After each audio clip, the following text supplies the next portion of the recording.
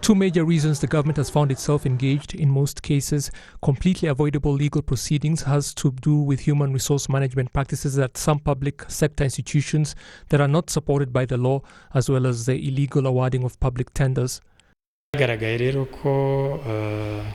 has become clear that some employees are sacked in ways that are not legal, and this is one way the government loses court cases. Or the employee was really in the wrong, but the government has no proof for it. So again, it ends up losing.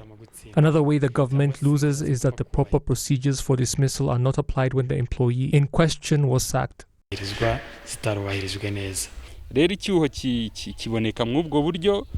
differences usually arise as a result of the way the employee got the job in the first place, or when relations sour between the said employee and their superiors, be it low-level managers or the head of the institution. When that happens, things usually end up in court, and that is when you hear of the government losing money after paying former employees who took it to court and won.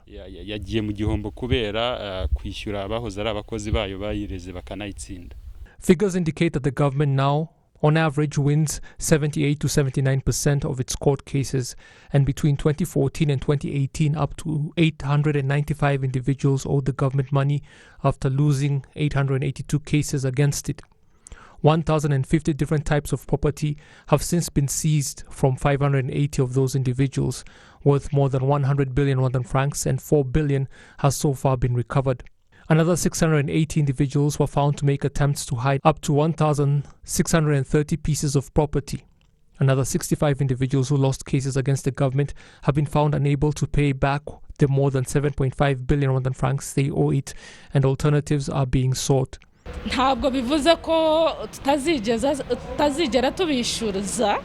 This does not mean that we will just let it go and not ask them to pay the money. Instead, we will wait until they are in a financial position to pay, and then we will start following up on the money. Another alternative that has been proposed is that those without the money can give something back to the government in other ways. Those with the mental or physical attributes can put them to use for the government as a way of paying back the debt. Legal experts say public institutions should always consult their legal advisors before making a move if they want to avoid costly court proceedings. In all they do as the government or different institutions of the government, they should first talk to their legal advisors, because every public sector institution has one. But if an official signs a contract without the proper consultations, then of course that contract will have issues. If an employee is sacked without the legal advisor being aware of the issue, then without doubt legal ramifications will arise. That is the reason those legal advisors are there, and they should be used, because when problems arise afterwards, they are the ones that should answer first as to what happened and why they did not provide the necessary legal counsel, because they should have.